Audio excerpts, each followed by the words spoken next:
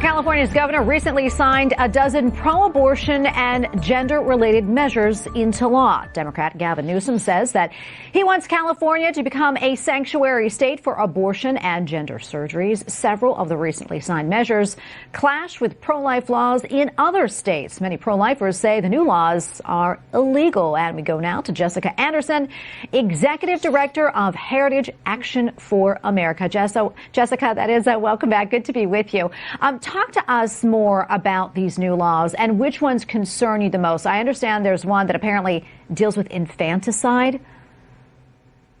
Yes. Thank you so much for having me on today and to talk about such an incredibly important issue. As we all celebrated the reversal of the Roe v. Wade decision this summer with the really historical Dobbs case, what it set in motion were states that are led by extreme and radical liberal leaders like we see in California with Governor Newsom. What it unleashed for them is this desire to make their state an abortion sanctuary city. And it's so disappointing that he's already taken the pen to these measures, not even 6 months after the Dobbs decision, and now has signed into law 13 different new laws in the state of California, one of which is incredibly concerning around the issue of infanticide, which is that if a baby survives a botched abortion, they can literally be left on the table there to die. And there won't be any penalty, investigation or transparency as to why the baby died.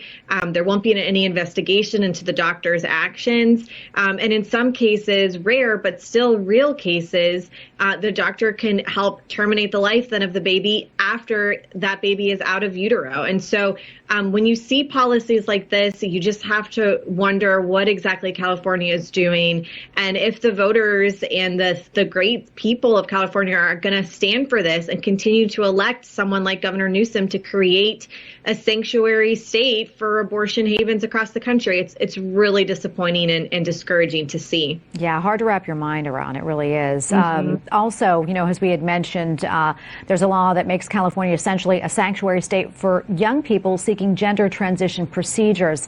If you could talk to us more about this one and also what it means for parents who don't want their children to undergo such life-altering procedures. It's so unfortunate to see so many lawmakers basically wage war against parents and parental rights, certainly in some of the most critical decisions that a child might be facing under gender dysphoria. And so what Governor Newsom did with these 13 bills is tucked in there as a bill that would basically allow minors, so actual minors in the state of California, to have selective gender transformative surgeries without parental consent. And worse from that, it would open the doors and frankly, the floodgates for people in other states that might not allow transgender surgeries to happen without parental consent to then come to the state of California, and doctors would be free and in the clear to perform these surgeries without reaching back into those other states and alerting their parents. And so these sorts of actions, when you look at the war against parents, the war against women, and a complete deterioration of life, it just shows you how extreme California has become, how out of touch Governor Newsom is. Poll after poll shows that more and more Americans are more pro-life. I'm part of the pro-life generation. It's a whole new generation of women that want to respect and protect life. And Governor Newsom is completely out of touch with it. And my hope really is that the citizens of California fight back.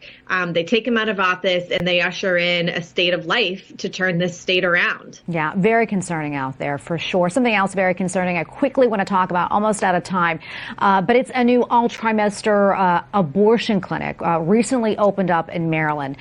Jessica, what more do you know about this clinic, and are there others like it around the country?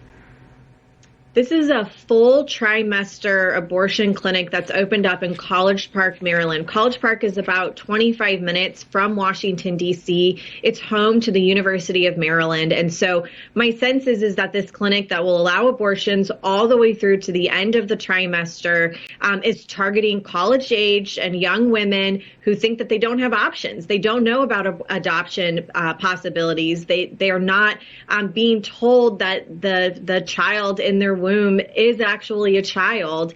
And unfortunately, because they're preying on these college women, I think you're going to see, unfortunately, just a hub of abortion in this area. College Park is a conservative area, yes, but it's very liberal because of the University of Maryland's presence in the town. We have to leave it right there, unfortunately. Jessica, thank you so much for your time and for weighing in. We really appreciate it. Thanks for having me.